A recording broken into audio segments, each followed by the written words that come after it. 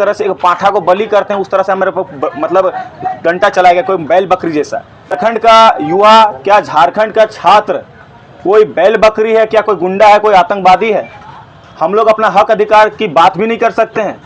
क्या हम लोग अपनी बात को रखने के लिए भी बाधित हैं? क्या कॉन्स्टिट्यूशनल हमारा ये राइट भी छीन ले रहा है? इस तरह से ये सरकार, निकम्मी सरकार, चोर सरकार, मैं बार बार कह रहा हूं, ये चोर सरकार हम युवाओं के भविष्य के साथ खेलने का काम कर रहा है। हम युवाओं का भविष्य के साथ खिलवाड़ कर रहा है। लाठीचार्ज करने वाले वहां के पुलिस पदाधिकारी थे, वहां के डीएसपी साहब नहीं बोलेंगे, कहा गुंडा लोग को साहब बोलना है। हम पुलिस अधिकारी को अब साहब नहीं बोलेंगे, गुंडा बोलेंगे। डीएसपी पीके मिश्रा और वहां के विधानसभा का जो प्रभारी हैं गणेश यादव, इंटेंसली मेरे जान से मारने के साजिश में हमें लाठी चलाया गया है। सबसे पहले यहाँ उपस्थित मेरे सभी मीडिया बंधुओं को मैं तहे दिल से धन्यवाद, आभार व्यक्त करता हूँ और तहे दिल से सबको धन्यवाद देता हूँ कि आप लोग का आज आशीर्वाद की वजह से आज ये बबलू महतो पुनः आप लोगों के बीच में खड़ा हो पाया। क्योंकि जिस तरह से विधानसभा में हमारे साथ देखे होंगे, विधानसभा घिराव में मेरे साथ जिस तरह का सलूकी हुआ, जिस तरह से मेरे को जान से मारने की षड्यंत्र रचा गया पुलिस अधिकारियों द्वारा, तो आज इसलिए आप लोगों को मैं धन्यवाद देना चाहता हूँ, आप लोग और तमाम झारखंड के सभी माँ बहनों का, सभी मेरे दादा दीदियों का, कि आप लोग आज आशीर्वाद और प्यार के वजह से आज बबलू महतो आज जिंदा है। हम लोग बीते दिन जेटेट की परीक्षा होने की मांग को लेकर हम लोग विधानसभा घेराव में गए हुए थे। वहाँ पे बच्चे आए हुए थे, मैं उनके समर्थन में गया हुआ था। मैं आजसू के प्रदेश कार्यकारी अध्यक्ष हूँ, मैं समर्थन में गया हुआ था, नैतिक समर्थन देने के लिए। उस दौरान जब हम लोग वहाँ के एसडीएम साहब थे, वहाँ के अधिकारी को हम लोगों ने ज्ञापन सौंपने के लिए वहाँ पे जब जाने लगे, तो वहाँ के अधिकारियों द्वारा उग्र प्रदर्शन करते हुए, अपना बैरिकेड को फांदते हुए इधर आके मुझे और मेरे कुछ साथियों को टारगेट करके मारने की कोशिश की। मारने की नहीं, जान से मारने की कोशिश की गई। आप देख पा रहे होंगे, सीधा करके सीधे एकदम मेरे सर पे मारा गया। अब वीडियो के माध्यम से भी आप लोगों ने देखा होगा किस तरह से एक पाठा को बलि करते हैं, उस तरह से मेरे पर मतलब डंडा चलाया गया, कोई बैल बकरी जैसा। क्या झारखंड का युवा, क्या झारखंड का छात्र कोई बैल बकरी है? क्या कोई गुंडा है? कोई आतंकवादी है? हम लोग अपना हक अधिकार की बात भी नहीं कर सकते हैं? क्या हम लोग अपनी बात को रखने के लिए भी बाधित हैं? क्या कॉन्स्टिट्यूशनल हमारा ये राइट भी छीन ले रहा है?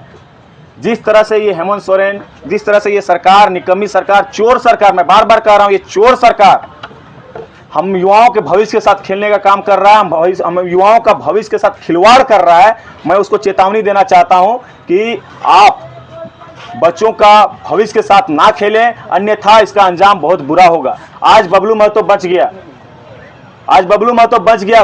पिछले दिन बोकारो में ऐसी एक घटना घटी थी, किसी अधिकारी, पुलिस अधिकारी द्वारा डंडा से मार के प्रेम महतो जी का जान ले लिया, ऑन स्पॉट उनकी जान चली गई। तो कल बबलू महतो भी शहीद हो जाता, बबलू महतो भी मर जाता, इसका जिम्मेवारी कौन लेता? क्या ये सरकार लेती? क्या ये प्रशासन लेती?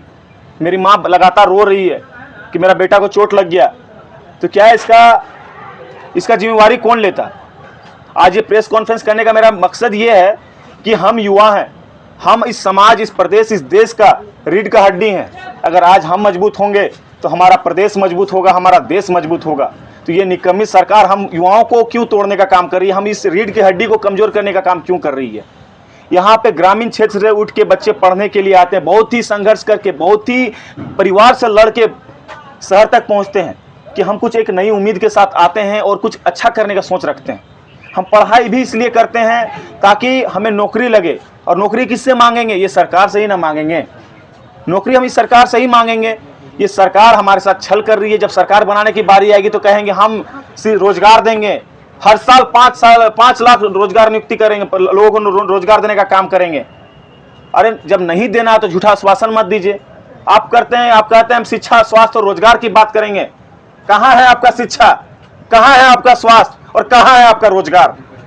स्वास्थ्य तो हम रिम्स में जाकर एडमिट होकर देख लिए, वहां लोग जमीन में पड़े हैं, दवा नहीं है, डॉक्टर नहीं है, कुछ व्यवस्था नहीं है। शिक्षा के नाम पे जब हम लोग छात्रवृत्ति का जब आंदोलन कर रहे हैं, छात्रवृत्ति के लिए हम लोग 3 साल से परेशान हैं, बच्चे पढ़ाई छोड़ने के लिए मजबूर हैं, बच्चे सुसाइड कर रहे हैं, बच्चे पलायन कर रहे हैं, जोमेटो में काम कर रहे हैं। क्या भविष्य यहीं पे है? और जब रोजगार मांगने के लिए जाते हैं तो हमारा माथा फोड़ देते हैं मालिक। ये जो माथा फूटा है सिर्फ बबलू महतो का माथा नहीं फूटा है, ये जो खून बहा है सिर्फ बबलू महतो का खून नहीं बहा है, ये झारखंड का तमाम वो छात्र का खून बहा है जो पढ़ाई कर रहे हैं, जो नौकरी का तलाश में या नौकरी का तलाश कर रहे हैं, सरकार से उम्मीद बनाए बैठे हैं। कौन थे जो आपके ऊपर लाठीचार्ज किए? लाठीचार्ज करने वाले वहां के पुलिस पदाधिकारी थे, वहां के डीएसपी साहब नहीं बोलेंगे, कहा गुंडा लोग को साहब बोलना है। हम पुलिस अधिकारी को अब साहब नहीं बोलेंगे, गुंडा बोलेंगे। डीएसपी पीके मिश्रा और वहां के विधानसभा का जो प्रभारी हैं गणेश यादव इंटेंसली मेरे जान से मारने के साजिश में हमें लाठी चलाया गया है। हमको बैल बकरी है, जिस तरह से लाठी चलाया गया है आप देखे होंगे, बैल बकरी से मेरे ऊपर लाठी चलाया गया। अगर मैं मर जाता तो कौन सी जिम्मेवारी लेता? ये कहीं ना कहीं गलत है। मैं ये सरकार से, महामहिम से आग्रह करते हैं, निवेदन करते हैं, इस तरह के गुंडों को आप वर्दी ना दें, उनको जल्द से जल्द उन पे कानूनी कार्रवाई करें, उनको सस्पेंड करने का काम करें। मैं कल वही विधानसभा थाना में मैं गया, उन्हीं के खिलाफ मैंने कंप्लेन किया। मैं एसडीओ को भी दूंगा, एसडीएम को भी दूंगा, महामहिम को भी दूंगा, सरकार को भी दूंगा, क्योंकि आने वाला भविष्य में छात्र आंदोलन फिर से करेंगे और इस तरह के अधिकारी रहेंगे, इस तरह के निर्लज अधिकारी रहेंगे, शर्मनाक घटना घटते रहेगी, इस तरह से मार होते रहेगा, वहां पे बच्चे मरते रहेंगे। तो क्या मरने के लिए हम लोग हैं? क्या मार खाने के लिए हम लोग हैं? अपना हक अधिकार की बात भी नहीं कर सकते हैं? बताइए।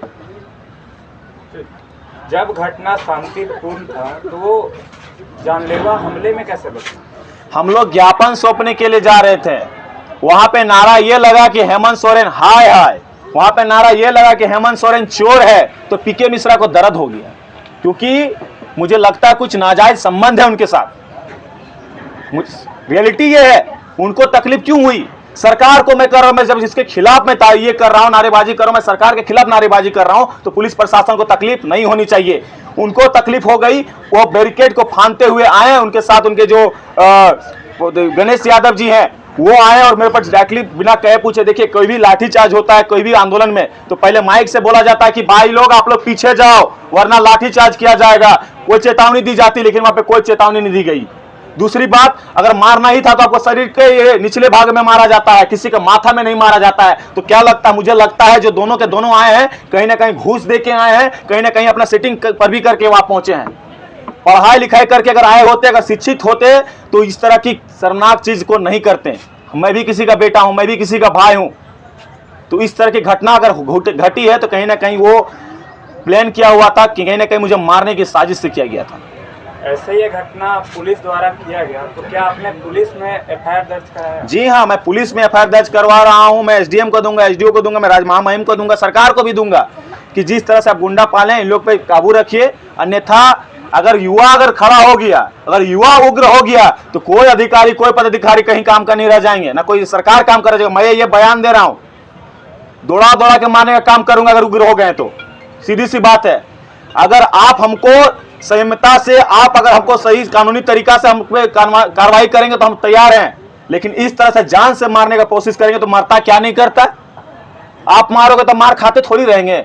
आप तो बाई चांस सामने से आके अचानक से मेरे पे हमला कर दिए, मुझे नहीं लगा था आप मुझे पे हमला करेंगे, वो भी माथा पे।